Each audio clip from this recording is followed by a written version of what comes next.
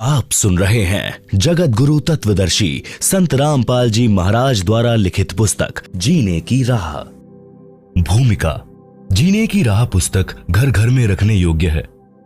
इसके पढ़ने तथा अमल करने से लोक तथा परलोक दोनों में सुखी रहोगे, पापों से बचोगे, घर की कलह समाप्त हो जाएगी, बहू बेटे अपने माता पिता की विशेष सेवा किया करेंगे, घर में परमात्मा का निवास होगा, भूत प्रेत पितर भैरव बैताल जैसी बुरी आत्माएं उस परिवार के आसपास नहीं आएंगी, देवता उस भक्त परिवार की सुरक्षा करते हैं, अकाल मृत्यु उस भक्त की नहीं होगी जो इस पुस्तक को पढ़कर दीक्षा लेकर मर्यादा में रहकर साधना करेगा। इस पुस्तक को पढ़ने से उजड़े परिवार बस जाएंगे। जिस परिवार में यह पुस्तक रहेगी, इसको पढ़ेंगे, जिस कारण से नशा अपने आप छूट जाएगा, क्योंकि इसमें ऐसे प्रमाण हैं जो आत्मा को छू जाते हैं।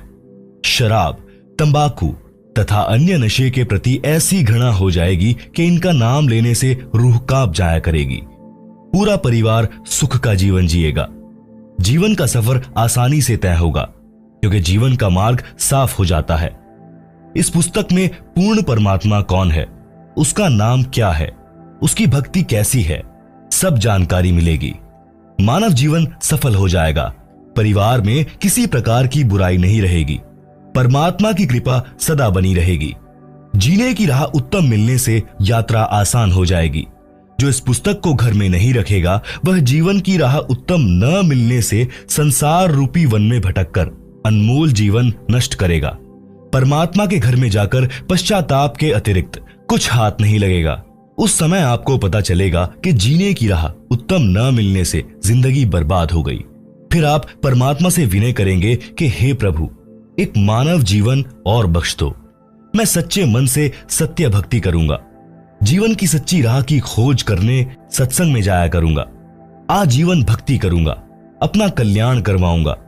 उस परमात्मा के दरबार में आपके पूर्व के जन्मों की फिल्म चलाई जाएगी, जिनमें आप प्रत्येक बार जब जब मानव जीवन प्राप्त हुआ था, आपने यही कहा था कि एक मानव जीवन और दे दो, कभी बुराई नहीं करूंगा, आजीवन भक्ति भी करूंगा, घर का कार्य निर्वाह के लिए भी करूंगा, पूर्ण सद्गुरु से दीक्षा लेकर कल्याण करवाऊंगा। जो गलती अब के मानव जीवन में हुई है, कभी नहीं दोहराऊंगा या दोहराऊंगी। फिर परमात्मा जी कहते हैं कि अपने आप को तो मूर्ख बनाकर जीवन नष्ट करके आ खड़ा हुआ पापों की गाड़ी भरकर मुझे भी मूर्ख बनाना चाहता है, चल नरक में। फिर 84 लाख प्रकार के प्राणियों के शरीरों में चक्र लगा। जब कभी मानव स्त्री पुरुष शरीर मिले, सावधान होकर संतों का सत्संग सुनना और अपना कल्याण कराना। पाठक जनों से निवेदन है कि इस पवित्र पुस्तक के पढ़ने से आपकी 101 पीढ़ी लोक तथा परलोक में सुखी रहेगी। इसको परमात्मा का आदेश मानकर पूरा परिवार पढ़ें।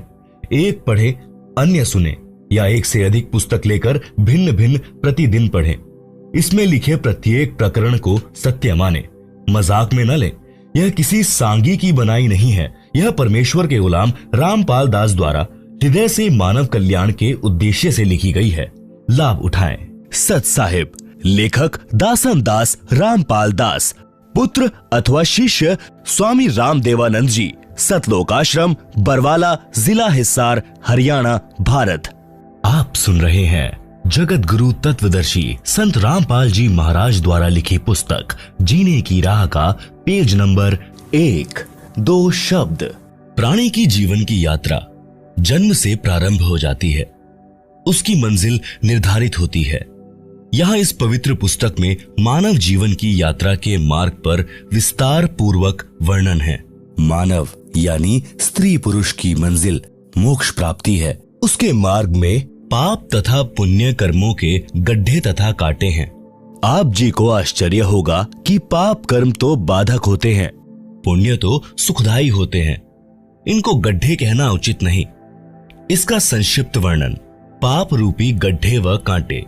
मानव जीवन परमात्मा की शास्त्र विधि अनुसार साधना करके मोक्ष प्राप्त करने के लिए प्राप्त होता है। पाप कर्म का कष्ट भक्ति में बाधा करता है। उदाहरण के लिए, पाप कर्म के कारण शरीर में रोग हो जाना, पशुधन में तथा फसल में हानि हो जाना, ऋण की वृद्धि करता है। ऋणी व्यक्ति दिन रात चिंतित रहता है, वह भक्ति नहीं कर पाता। पूर्ण सद्गुरु से दीक्षा लेने के पश्चात परमेश्वर उस भक्त के उपरोक्त कष्ट समाप्त कर देता है। तब भक्त अपनी भक्ति अधिक श्रद्धा से करने लगता है। परमात्मा पर विश्वास बढ़ता है, दृढ़ होता है। परंतु भक्त को परमात्मा के प्रति समर्पित होना चाहिए। जैसे पतिव्रता स्त्री अपने पति के अतिरिक्त किसी अन्य पुरुष को काम पूर्ति के लिए स्वप्न में भी नहीं चाहती, चाहे कोई कितना ही सुंदर हो। उसका पति अपनी पत्नी को हर संभव कोशिश करके सर्व सुविधाएं उपलब्ध करवाता है, विशेष प्रेम करता है। इसी प्रकार दीक्षा लेने के पश्चात आत्मा का संयोग परमात्मा से होता है। गुरुजी आत्मा का विवाह परमात्मा से करवा देता है। यदि वह मानव शरीरधारी आत्मा अपने पति परमेश्वर के प्रति पतिव्रता की तरह समर्पित रहती है, यानी पूर्ण परमात्मा के अतिरिक्त अन्य किसी देवी देवता से मनोकामना की पूर्ति नहीं चाहती है, तो उसका पति परमेश्वर उसके जीवन मार्ग में बाधक सब पाप कर्मों के कांटों को बुहार देता है। उस आत्मा की जीने की राह सुगम व बाधा रहित हो जाती है। उसको मंजिल सरलता से मिल जाती है। उस आत्मा के लिए परमात्मा क्या करता है, उसको संत गरीबदास जी ने परमेश्वर कबीर जी से प्राप्त ज्ञान को इस प्रकार बताया है। गरीबदास जी कहते हैं, पतिव्रता जमी पर ज्यों ज्यों धरी है पावे, समर्थ झाड़ू देत है ना काटा लग जावे। कबीर परमेश्वर जी ने कहा है कि साधक के लक्षण कहूं, रहे ज्यो पतिव्रता नारी, तह कबीर परमात्मा को लगे आत्मा प्यारी। पतिव्रता के भक्ति पथ को आप साफ करें करतार, आन उपासना त्याग दे सो पतिव्रता पार। भक्ति करने से पाप नष्ट हो जाते हैं। जो भक्ति की राह में रोड़े बनते हैं, उनके लिए कबीर जी ने कहा है, जब ही सत्य नाम हृदय धरो, भयो पाप को नाश, जैसे चिंगारी अग्नि की पड़े पुराने घास। इसलिए पूर्ण गुरु से दीक्षा लेकर प्रत्येक स्त्री पुरुष, बालक, वृद्ध, युवा को भक्ति अवश्य करनी चाहिए। आप सुन रहे हैं जगत गुरु तत्वदर्शी संत रामपाल जी महाराज द्वारा लिखी पुस्तक जीने की राह का पेज नंबर 2। पुण्य भी भक्ति की राह में बाधक है। पूर्व जन्मों के पुण्य के कारण घर में धन होता है, सर्व सुविधाएं होती हैं। किसी को राजपद प्राप्त होता है जो भक्ति में बाधक होता है। वह सुख उसको परमात्मा से कोसों दूर, यानी कई किलोमीटर दूर कर देता है। ऐसा सुख भी जीने की राह में रोड़ा है, परमात्मा प्राप्ति की मंजिल को दूर कर देता है। कबीर जी कहते हैं, सुख के माथे पत्थर पड़ो, नाम हृदय से जावे, बलिहारी व दुख के जो पल पल नाम रटावे। एक धनी व राजपद प्राप्त व्यक्ति को परमात्मा की कथा सुनाने की कोशिश करके देखें, उसकी बिल्कुल रुचि नहीं बनेगी। दूसरी ओर पाप कर्मों की मार झेल रहे व्यक्ति को परमात्मा चर्चा सुनाएं, उसे बताएं कि परमात्मा सर्व कष्ट दूर कर देता है। आप परमात्मा की भक्ति किया करो। देखो, अपने गांव का अमूक व्यक्ति उस संत से दीक्षा लेकर सुखी हो गया। वह भी आपकी तरह कष्ट में था, तो वह दुखी व्यक्ति भक्ति पर लग जाता है। उसके लिए वह दुख वरदान बन गया। जो सुखी है उसको कैसे समझाएं? उसके पास तो पुण्यों की मलाई पर्याप्त है। वह धनी व्यक्ति अपने पुण्यों को खा खर्च कर खाली होकर तथा पापों की मालगाड़ी भरकर मृत्यु उपरांत परमात्मा के दरबार में मुंह लटकाकर भयभीत होकर जाएगा। कुत्ते गधे सुअर के जन्म पाएगा। इसके विपरीत दुखी निर्धन व्यक्ति परमात्मा की भक्ति करके, दान धर्म करके वर्तमान जीवन में भी सुखी हो जाएगा। पाप कर्मों से बचकर, पुण्यों की मालगाड़ी भरकर, भक्ति धन का धनी होकर परमात्मा के दरबार में निर्भय होकर जाएगा। परमात्मा सीने से लगाएगा, उस भक्त को मोक्ष देकर सदा सुखी कर देगा। यदि धनी राज्य पद प्राप्त सुखी व्यक्ति भी भक्ति पर लग जाए तो उसका तो कार्य बना बनाया है, मोक्ष में कोई अड़चन नहीं है। एक प्रश्न। एक सज्जन पुरुष ने कहा कि मैं कोई नशा नहीं करता, सब बुराइयों से दूर हूं, दूसरे की बहन बेटियों को अपनी समझता हूं, कोई पाप नहीं करता, मुझे भक्ति की कोई आवश्यकता नहीं है। सत्संग में ऐसे ऐसे स्त्री पुरुष जाते देखे हैं जो प्रत्येक बुराई करते थे बदनाम थे? इसका उत्तर, जैसे 2 एकड़ जमीन है, 1 एकड़ को बहाकर संवार रखा है, यानी उसके झाड़ बोझड़े घास काट कर हल या ट्रैक्टर से बाह करके साफ सुथरा कर रखा है और बीज बोया नहीं। दूसरे एकड़ जमीन में सब खरपतवार, झाड़ भोजड़े तथा घास अड़ा खड़ा है, तो दोनों ही व्यर्थ हैं। यदि दूसरे एकड़ को किसी ने संवार कर साफ करके गेहूं बो दिया और पहले साफ किए में कुछ नहीं बोया, तो दूसरा उस पहले वाले से कई गुना उपयोगी है, जिसको संवार कर छोड़ दिया गया और बीज बोया नहीं। आप सुन रहे हैं जगत गुरु तत्वदर्शी संत रामपाल जी महाराज द्वारा लिखी पुस्तक जीने की राह का पेज नंबर 3। इसलिए यदि आप विकार बुराई रहित हैं, तो आप जी को भक्ति बीज बोना पड़ेगा, तभी आप जी के शरीर रूपी जमीन का लाभ होगा। जो बुराई करते थे उनको ज्ञान हुआ और बुराई त्याग कर भक्ति करते हैं, तो उन्होंने अपने जीने की राह बदल ली, साफ कर ली, मंजिल निकट हो गई। आप आगे पढ़ेंगे कि एक वैश्या ने कबीर परमात्मा जी का सत्संग सुना और अपनी राह बदल ली तथा नाम दीक्षा लेकर सत्संग में जाने लगी। नगर के लोगों को अच्छा नहीं लगा, मुंह जोड़कर बातें बनाने लगे कि कबीर के सत्संग में बदनाम औरतें जाती हैं, ये अच्छे संत नहीं हैं, सब ऐसे ही लोग लुगाई इसके सत्संग में जाते हैं, अपनी बहन बेटियों को वहां मत जाने देना। ये विचार लोगों के सुनकर कुछ भक्त भी गुरुजी से गांव वालों की भाषा बोलने लगे। तब परमेश्वर कबीर जी ने बताया, कुष्टी हो संत बंदगी कीजिए, जे हो वैश्या को प्रभु विश्वास, चरण चित्त दीजिए। भावार्थ, यदि किसी भक्त को कुष्ठ रोग है और वह भक्ति करने लगा है, तो भक्त समाज को चाहिए कि उससे घृणा न करे, उसको प्रणाम करे जैसे अन्य भक्तों को करते हैं, उसका सम्मान करना चाहिए, उसका हौसला बढ़ाना चाहिए। भक्ति करने से उसका जीवन सफल होगा, रोग भी ठीक हो जाएगा। इसी प्रकार किसी वैश्या बेटी बहन को प्रेरणा बनी है भक्ति करने की, सत्संग में आने की, तो उसको परमात्मा पर विश्वास हुआ है, वह सत्संग विचार सुनेगी तो बुराई भी छूट जाएगी, उसका कल्याण हो जाएगा, समाज से बुराई निकल जाएगी। यदि वह सत्संग में आएगी ही नहीं, तो उसको अपने पाप कर्मों का एहसास कैसे होगा? जैसे मैला वस्त्र जल तथा साबुन के संपर्क में नहीं आएगा तो निर्मल कैसे होगा?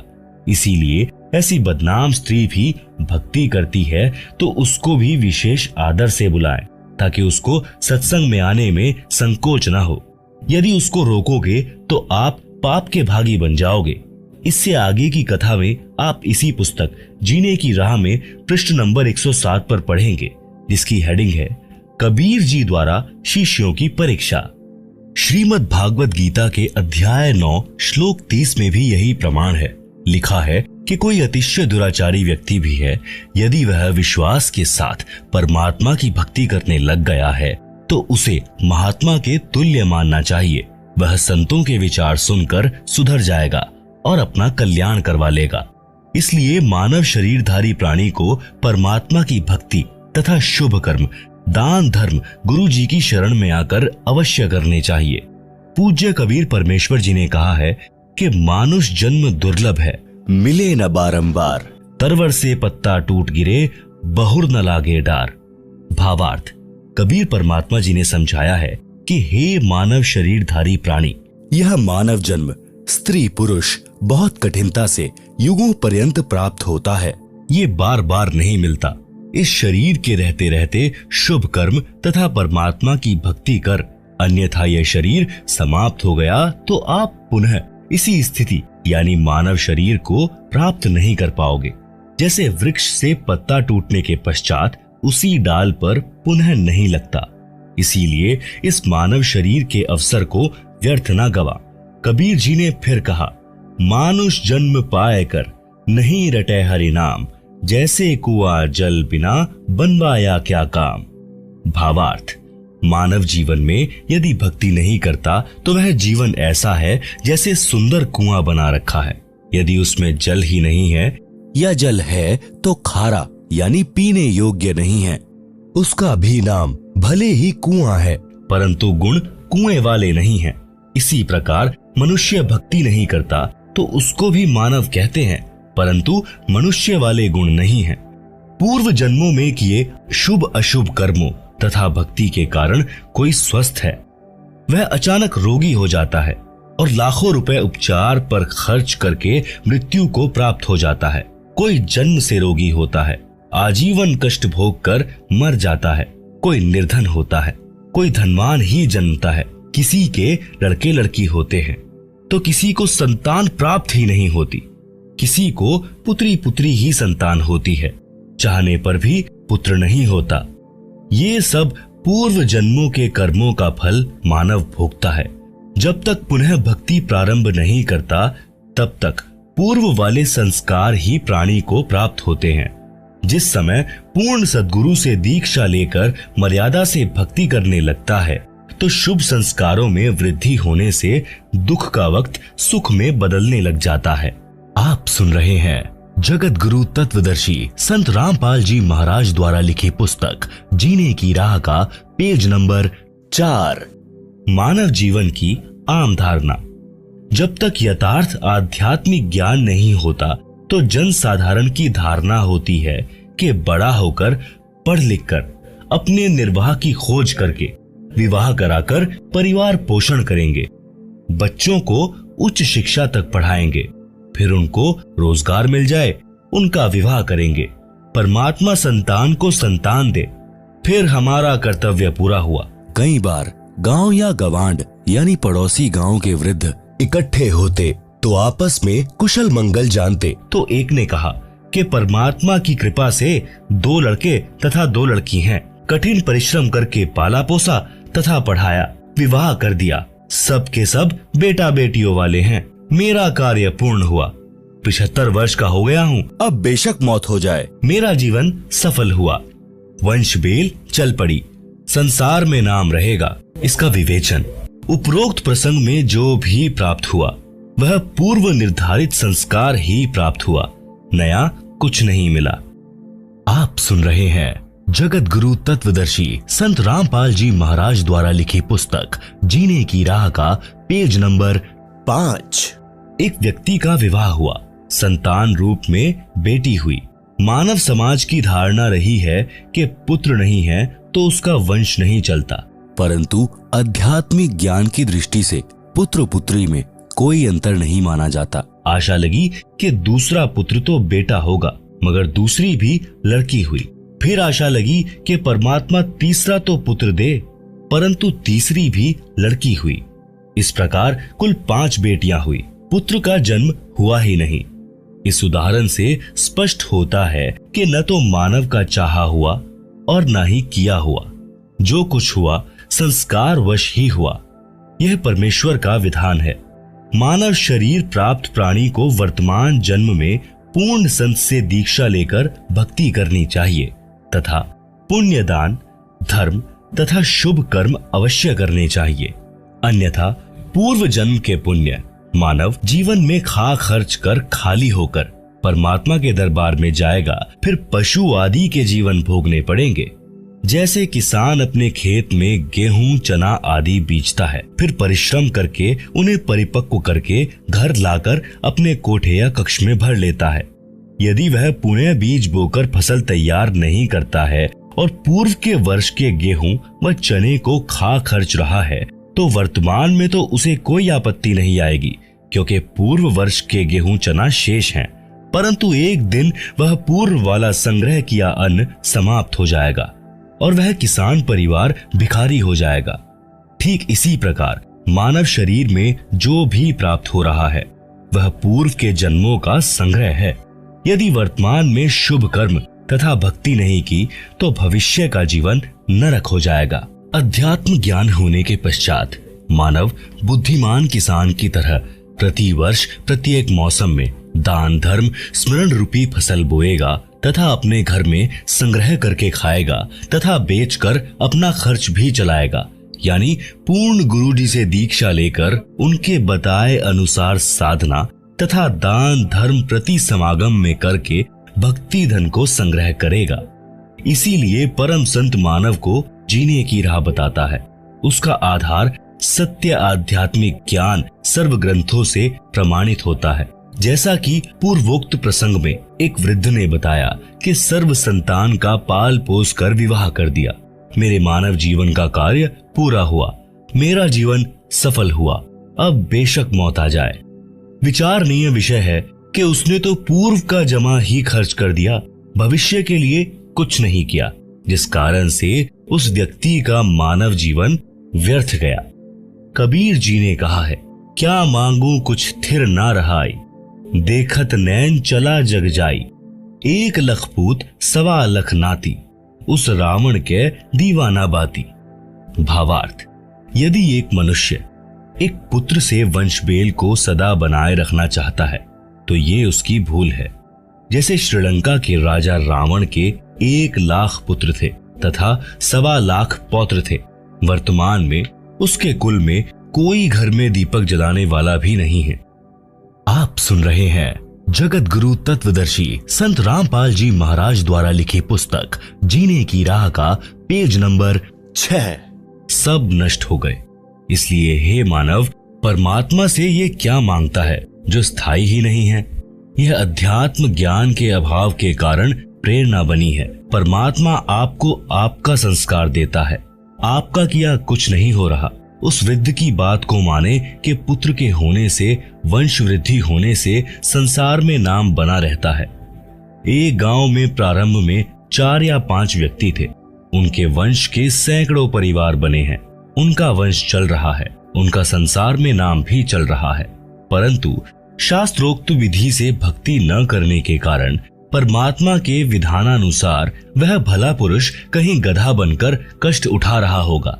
वहां पर गधे के वंश की वृद्धि करके, फिर कुत्ते का जन्म प्राप्त करके, वहां उस कुल की वृद्धि करके, अन्य प्राणियों के शरीर प्राप्त करके असंख्यों जन्म कष्ट उठाएगा। भावार्थ है कि मानव जीवन प्राप्त प्राणी को चाहिए कि सांसारिक कर्तव्य कर्म करते करते आत्म कल्याण का कार्य भी करे, जिस कारण से परिवार से आने वाली पूर्व पाप की मार भी टलेगी, परिवार खुशहाल रहेगा। अन्यथा शुभ अशुभ दोनों कर्मों का फल भोगने से कभी सुख तथा कभी दुख का कहर भी झेलना पड़ता है। एक समय दास यानी लेखक एक गांव में 3 दिन का सत्संग पाठ कर रहा था। उसी परिवार का एक रिश्तेदार एक 4 वर्ष के लड़के को साथ लिए आया। चर्चा में उसने बताया कि मुझे 4 पुत्र 2 पुत्री संतान रूप में प्राप्त हुई, सबका विवाह कर दिया।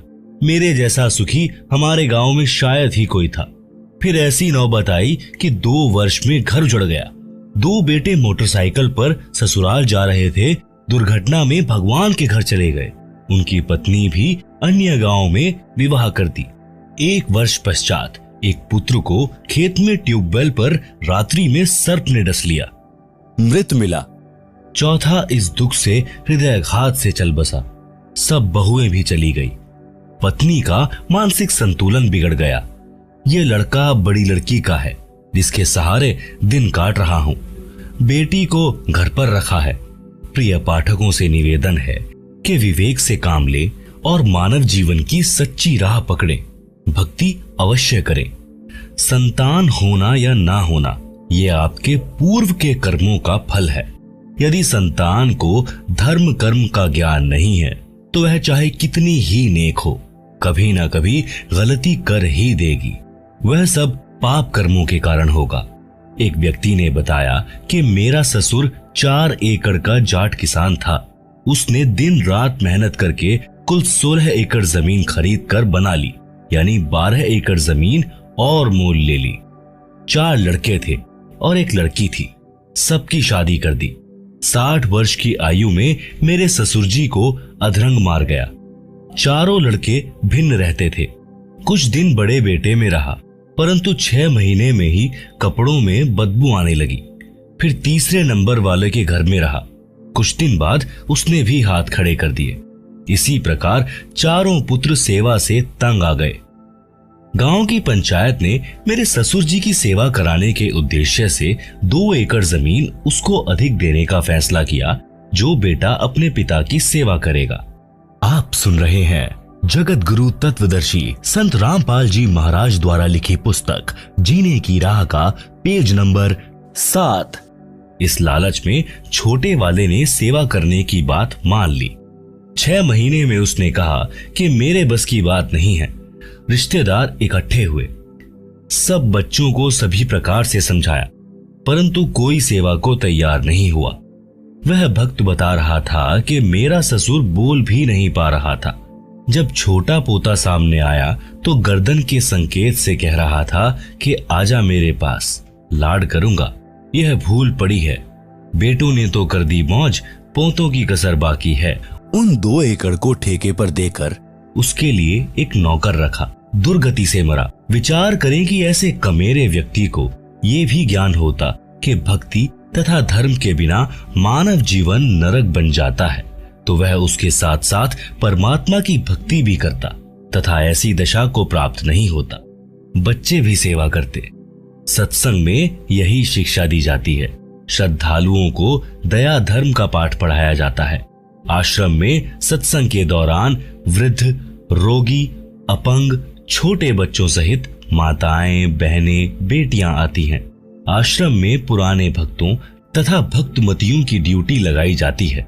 वे आने वाले वृद्धों, रोगियों तथा अन्य असहायों की सेवा करते हैं। उनको स्नान कराते हैं, उनके वस्त्र धोते हैं, भोजनालय से भोजन प्रसाद लाकर पंडाल में बैठों को खिलाते हैं। चाय दूध भी वहीं बैठों को लाकर देते हैं।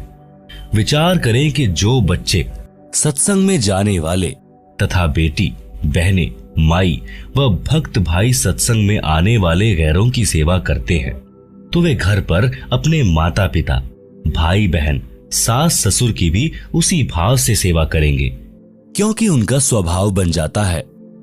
उनके दिलों में दया भरी रहती है। उनको परमात्मा का विधान अच्छी तरह याद होता है। जैसा कि पूर्व में प्रसंग है कि एक कमेरे किसान को अधरंग मारना और बच्चों द्वारा अनदेखा करना। यदि वे लड़के तथा बहुएं सत्संग में जाते तो वे अपने पिता की बहुत सेवा करते। यदि वह किसान परमात्मा की भक्ति करता तो उसका शरीर स्वस्थ रहता और उसकी भक्ति के कारण भजन के तेज से प्रभावित होकर परिवार अपने आप आदर करता है। उदाहरण के लिए साधु संत भक्ति ही करते हैं, जिस कारण गांव का गांव उनका सेवा सत्कार करता है। इसी प्रकार भक्ति करने से परमात्मा की शक्ति अपने आप अन्य को प्रेरित करके भक्त के अनुकूल परिस्थिति बना देती है। इसीलिए भक्ति करने की प्रेरणा संतजन देते हैं। सत्संग से जीने की राह अच्छी बनती है।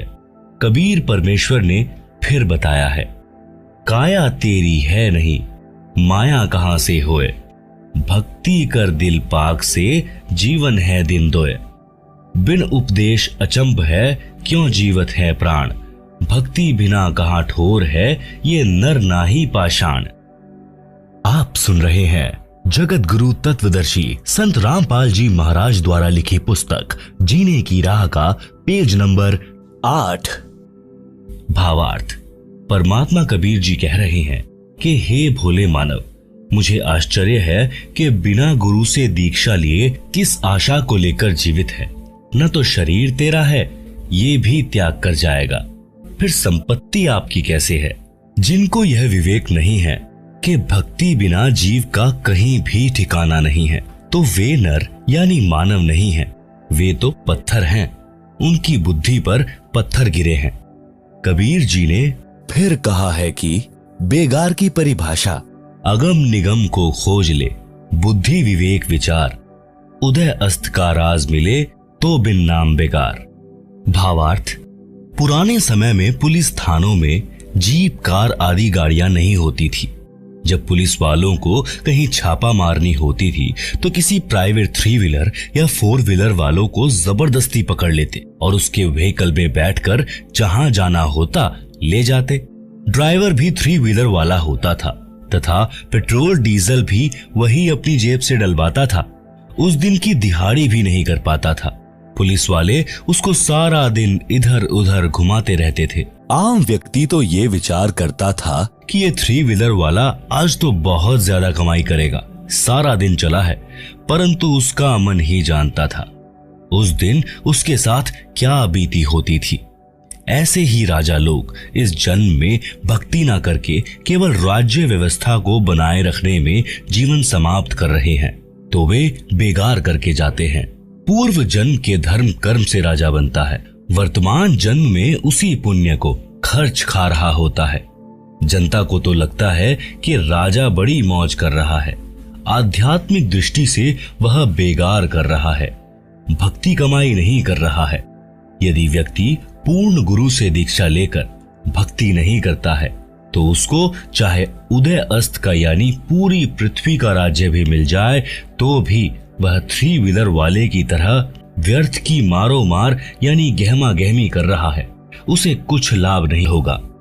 इसलिए राजा हो या प्रजा, धनी हो या निर्धन, सबको नए सिरे से भक्ति करनी चाहिए, उसी से उनका भविष्य उज्जवल होगा।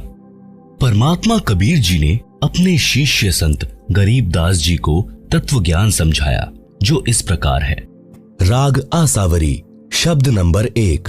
मन तू चल रे सुख के सागर, जहां शब्द सिंधु रत्नागर, कोटि जन्म तोहे मरता होगे, कुछ नहीं हाथ लगा रे, कुकर सुकर खर भया बोरे, कौआ हंस बुगारे, कोटि जन्म तू राजा कीन्हा, मिटी न मन की आशा, भिक्षुक होकर दर दर हांड्या, मिल्या न निर्गुण रासा, इंद्र कुबेर ईश की पदवी, ब्रह्मा वरुण धर्म राया, विष्णुनाथ के पुरकू जाकर बहुर अपूठा आया, असंख्य जन्म तोहे मरता होगे, जीवित क्यों ना मरे रे, द्वादश मध्य महल मठ बोरे, बहुर न देह धरे रे, दो जख बहिस्त सभी तय देखे, राजपाट के रसिया, 3 लोक से तृप्त नाही, यह मन भोगी खसिया, सतगुरु मिले तो इच्छा मेटें, पद मिल पदे समाना,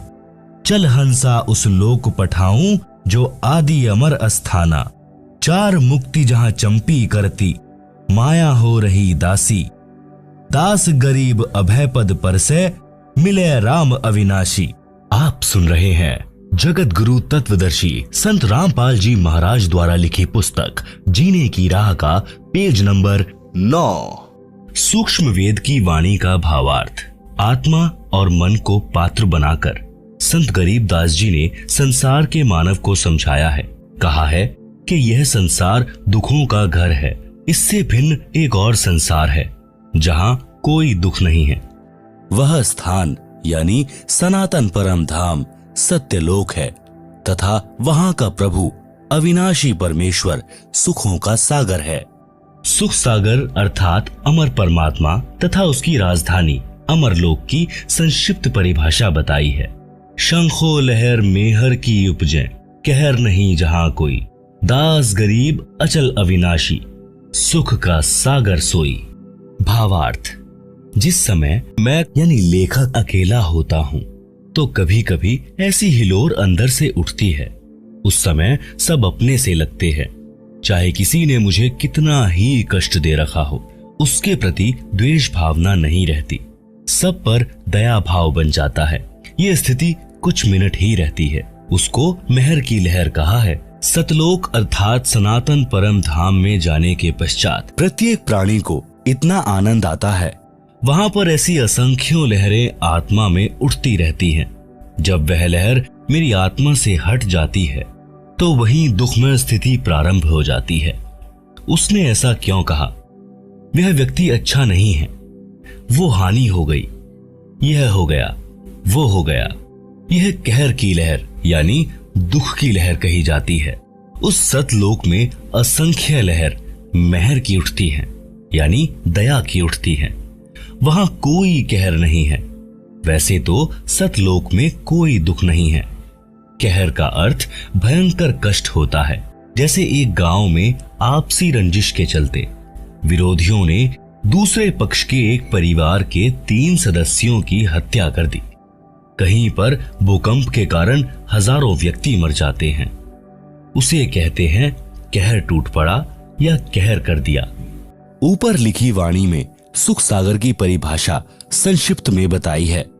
कहा है कि वह अमर लोक अचल अविनाशी अर्थात कभी चलायमान अर्थात ध्वंस नहीं होता। तथा वहां रहने वाला परमेश्वर अविनाशी है। वह स्थान तथा परमेश्वर सुख का समुद्र है। जैसे समुद्री जहाज बंदरगाह के किनारे से 100 या 200 किलोमीटर दूर चला जाता है, तो जहाज की यात्रियों को जल अर्थात समुद्र के अतिरिक्त कुछ भी दिखाई नहीं देता। सब ओर जल ही जल नजर आता है। इसी प्रकार सतलोक में सुख के अतिरिक्त कुछ भी नहीं है, अर्थात वहां कोई दुख नहीं है। अब पूर्व में लिखी वाणी का सरलार्थ किया जाता है। मन तू चल रे सुख के सागर, जहां शब्द सिंधु रत्नागर। कोटि जन्म तोहे भ्रमत होगे, कुछ नहीं हाथ लगा रे। कुकर शुकर खर भया बोरे, कौआ हंस बुगारे। आप सुन रहे हैं जगत गुरु तत्वदर्शी संत रामपाल जी महाराज द्वारा लिखी पुस्तक जीने की राह का पेज नंबर 10। भावार्थ।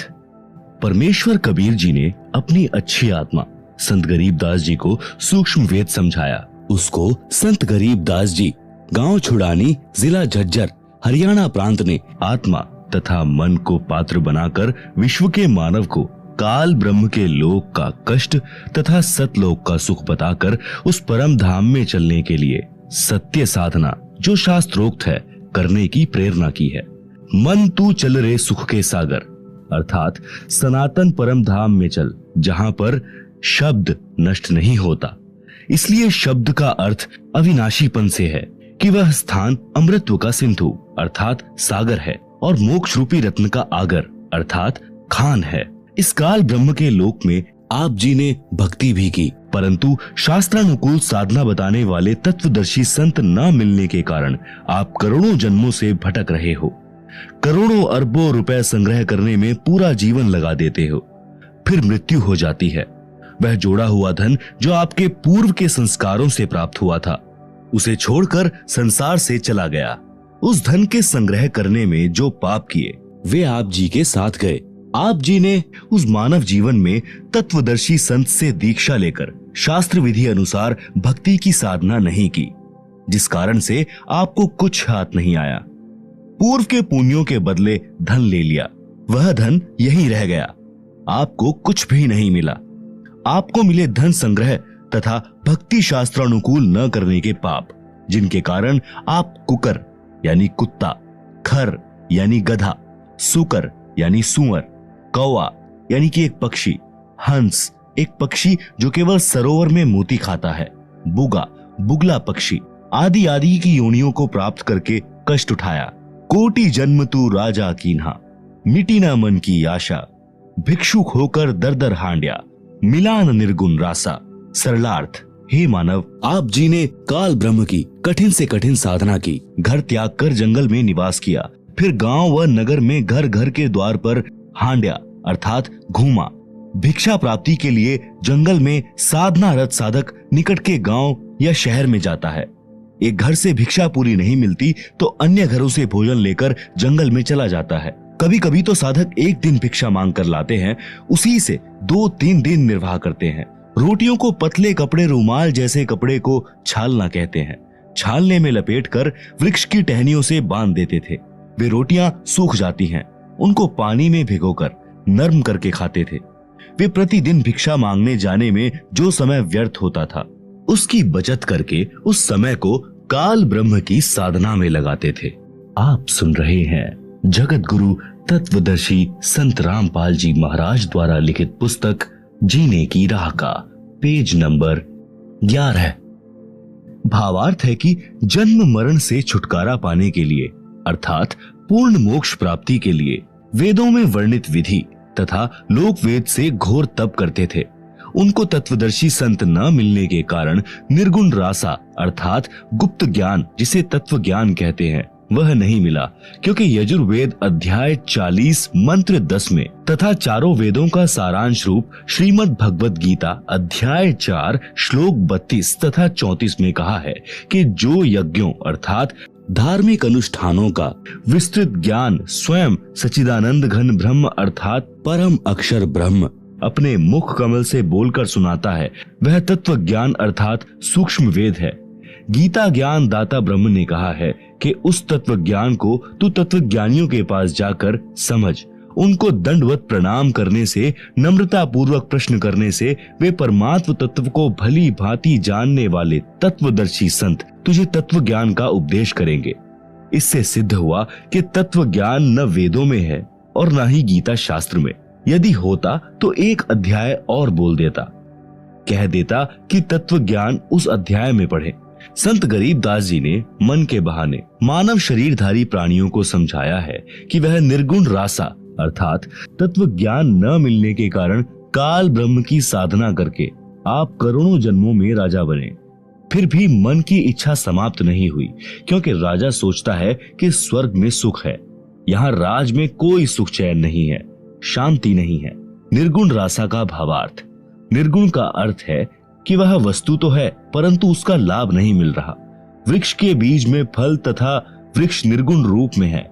उस बीज को मिट्टी में बीज कर सिंचाई करके वह सरगुण वस्तु वृक्ष को फल प्राप्त की जाती है। यह ज्ञान न होने से आम के फल व छाया से वंचित रह जाते हैं। रासा अर्थात झंझट अर्थात उलझा हुआ कार्य। सूक्ष्म वेद में परमेश्वर कबीर जी ने कहा है, 9 मन यानी 360 किलोग्राम सूत यानी कच्चा धागा। कबीर 9 मन सूत उलझिया, ऋषि रहे झकमार। सतगुरु ऐसा सुलझा दे, उलझे ना दूजी बार। सरलार्थ, परमेश्वर कबीर जी ने कहा है कि अध्यात्म ज्ञान रूपी 9 मन सूत उलझा हुआ है। 1 किलोग्राम उलझे हुए सूत को सीधा करने में 1 दिन से भी अधिक जुलाहों का लग जाता था। यदि सुलझाते समय धागा टूट जाता तो कपड़े में गांठ लग जाती। गांठ गठीले कपड़े को कोई मोल नहीं लेता था। इसलिए परमेश्वर कबीर जुलाहे ने जुलाहों का सटीक उदाहरण बताकर समझाया है कि अधिक उलझे हुए सूत को कोई नहीं सुलझाता था। अध्यात्म ज्ञान उसी 9 मन उलझे हुए सूत के समान है, जिसको सद्गुरु अर्थात तत्वदर्शी संत ऐसा सुलझा देगा जो पुनः नहीं उलझेगा।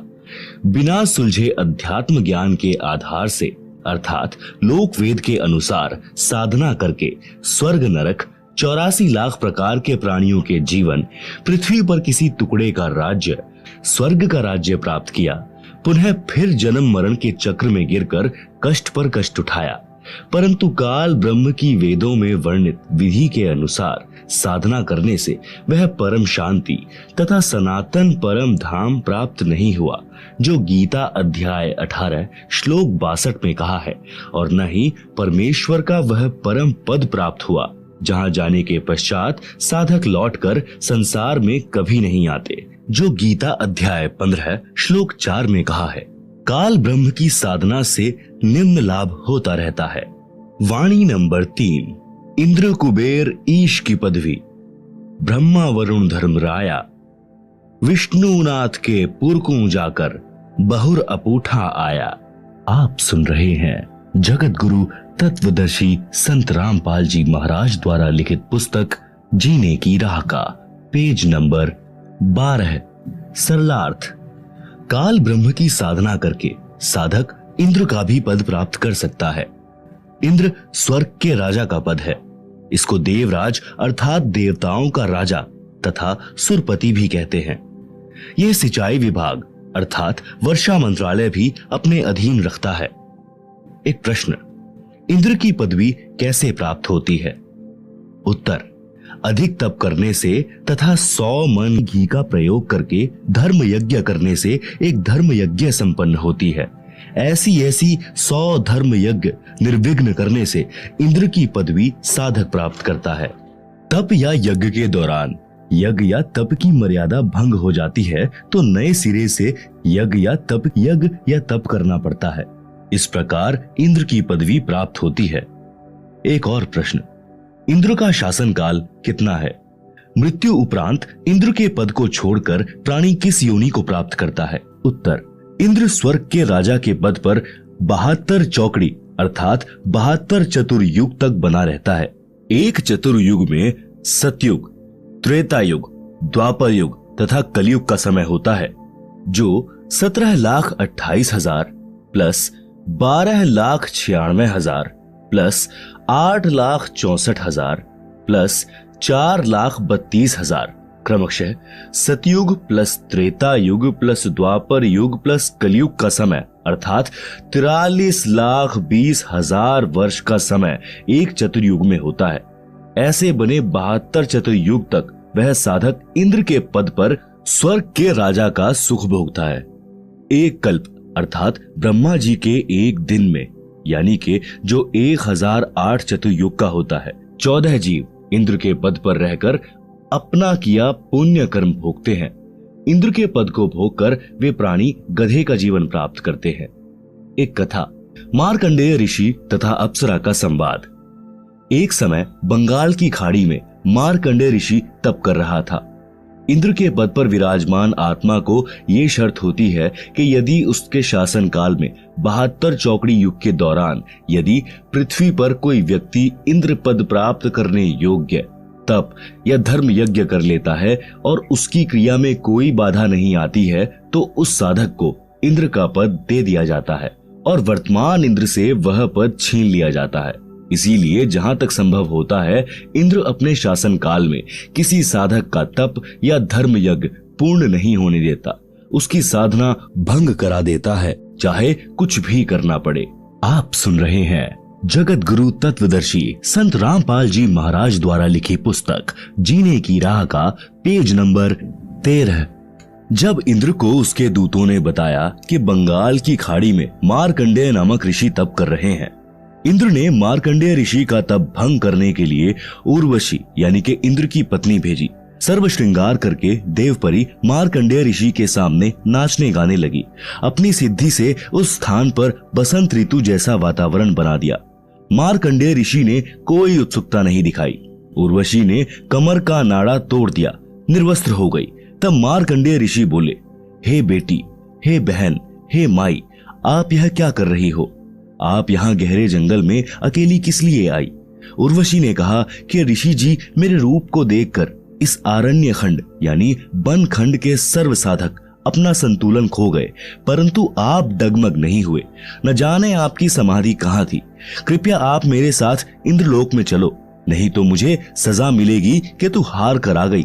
मार्कंडेय ऋषि ने कहा कि मेरी समाधि ब्रह्मलोक में गई थी, जहां पर मैं उन उर्वशियों का नाच देख रहा था जो इतनी सुंदर हैं कि तेरे जैसी तो उनकी 7 बांदियां अर्थात नौकरानियां हैं। इसीलिए मैं तेरे को क्या देखता, तेरे पर क्या आसक्त होता। यदि तेरे से कोई सुंदर हो तो उसे ले आ। तब देवपरी ने कहा कि इंद्र की पटरानी अर्थात मुख्य रानी मैं ही हूँ, मुझसे सुंदर स्वर्ग में कोई औरत नहीं है। तब मार्कंडेय ऋषि ने पूछा कि इंद्र की मृत्यु होगी तब तू क्या करेगी? उर्वशी ने उत्तर दिया कि मैं 14 इंद्र भोगूंगी। भावार्थ है कि श्री ब्रह्मा जी के एक दिन में 1008 चतुर्युग होते हैं, जिसमें 72 चतुर्युग का शासन काल पूरा करके 14 इंद्र मृत्यु को प्राप्त होते हैं।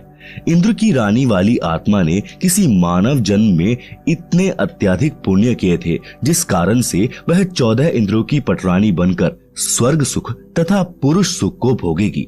मार्कंडेय ऋषि ने कहा कि वो 14 इंद्र भी मरेंगे, तब तू क्या करेगी? उर्वशी ने कहा कि फिर मैं मृत्यु लोक यानी पृथ्वी लोक को मनुष्य लोक अर्थात मर्त्य लोक कहते हैं, मैं गधी बन जाऊंगी और जितने इंद्र मेरे पति होंगे वे भी पृथ्वी पर गधे की योनि प्राप्त करेंगे। मार्कंडेय ऋषि बोले, फिर मुझे ऐसे लोक में क्यों ले जा रही थी जिसका राजा गधा बनेगा और रानी गधी की योनि प्राप्त करेगी? उर्वशी बोली कि अपनी इज्जत रखने के लिए, नहीं तो वे कहेंगे कि तू हार कर आई है। मार्कंडेय ऋषि ने कहा कि गधियों की कैसी इज्जत, तू वर्तमान में भी गधी है क्योंकि तू 14 खसम करेगी और मृत्यु उपरांत तू स्वयं स्वीकार रही है कि मैं गधी बनूंगी। गधी की कैसी इज्जत? इतने में वहीं पर इंद्र आ गया। विधानानुसार अपना इंद्र का राज्य मार्कंडेय ऋषि को देने के लिए कहा कि ऋषि जी हम हारे और आप जीते, आप इंद्र की पदवी स्वीकार करें। मार्कंडेय ऋषि बोले, अरे अरे इंद्र की पदवी मेरे किसी काम की नहीं, मेरे लिए तो काग यानी कौवे की बीट के समान है। मार्कंडेय ऋषि ने इंद्र से फिर कहा कि तू मेरे बताए अनुसार साधना कर, तेरे को ब्रह्मलोक ले चलूंगा। इस इंद्र के राज्य को छोड़ दे। इंद्र ने कहा कि हे ऋषि जी, अब तो मुझे मौज मस्ती करने दो, फिर कभी देखूंगा। आप सुन रहे हैं जगत गुरु तत्वदर्शी संत रामपाल जी महाराज द्वारा लिखी पुस्तक जीने की राह का पेज नंबर 14। पाठक जनों, विचार करो, इंद्र को पता है कि मृत्यु के उपरांत गधे का जीवन मिलेगा, फिर भी उस क्षणिक सुख को त्यागना नहीं चाहता। कहा कि फिर कभी देखूंगा। फिर कब देखेगा? गधा बनने के पश्चात तो कुम्हार देखेगा कि कितना वजन गधी की कमर पर रखना है और कहां सी डंडा मारना है। ठीक इसी प्रकार इस पृथ्वी पर कोई छोटे से टुकड़े का प्रधानमंत्री, मंत्री, मुख्यमंत्री या राज्य में मंत्री बना है, या किसी पद पर सरकारी अधिकारी या कर्मचारी बना है, या धनी है, उसको कहा जाता है कि आप भक्ति करो, नहीं तो गधे बनोगे। वे या तो नाराज हो जाते हैं, कहते हैं कि हम क्यों बनेंगे गधे। फिर से मत कहना, कुछ सभ्य होते हैं, वे कहते हैं कि किसने देखा है गधे बनते हैं। फिर उनको बताया जाता है कि सब संत तथा ग्रंथ बताते हैं, तो अधिकतर कहते हैं कि देखा जाएगा। उनसे निवेदन है कि मृत्यु के पश्चात गधा बनने के बाद आप क्या देखोगे? फिर तो कुम्हार देखेगा कि आप जी के साथ कैसा बर्ताव करना है। देखना है तो वर्तमान में देख, बुराई छोड़कर शास्त्रानुकूल साधना करो, जो वर्तमान में विश्व में केवल मेरे रामपाल दास के पास है। आओ ग्रहण करो और अपने जीव का कल्याण कराओ। ऊपर लिखी वाणी नंबर 3 में बताया है कि इंद्र, कुबेर तथा ईश की पदवी प्राप्त करने वाले तथा ब्रह्मा जी का पद तथा वरुण, धर्मराय का पद प्राप्त करके तथा विष्णु जी के लोक को प्राप्त कर देव पद प्राप्त भी वापस जन्म मरण के चक्र में रहता है। स्वर्ग लोक में 33 करोड़ देव पद हैं। जैसे भारतवर्ष की संसद में 540 सांसदों के पद हैं। व्यक्ति बदलते रहते हैं। उन्हीं सांसदों में से प्रधानमंत्री तथा अन्य केंद्रीय मंत्री आदि आदि बनते हैं। इसी प्रकार उन 33 करोड़ देवताओं में से ही कुबेर का पद अर्थात धन के देवता का पद प्राप्त होता है, जैसे वित्त मंत्री होता है। ईश की पदवी का अर्थ है प्रभु पद, जो लोक वेद में कुल 3 माने गए हैं। 1 श्री ब्रह्मा जी, 2 श्री विष्णु जी तथा 3 श्री शिव जी। वरुण देव जल का देवता है। धर्मराय मुख्य न्यायाधीश हैं, जो सब जीवों को कर्मों का फल देता है। उसे धर्मराज भी कहते हैं। ये सर्व काल ब्रह्म की साधना करके पद प्राप्त करते हैं। पुण्य श्रीण यानी समाप्त होने के पश्चात सर्व देवता पद से मुक्त करके पशु पक्षियों आदि की 84 लाख प्रकार की योनियों में डाले जाते हैं। फिर नए ब्रह्मा जी, नए विष्णु जी तथा नए शिव जी इन पदों पर विराजमान होते हैं। ये सर्व उपरोक्त देवता जन्मते मरते हैं, ये अविनाशी नहीं है।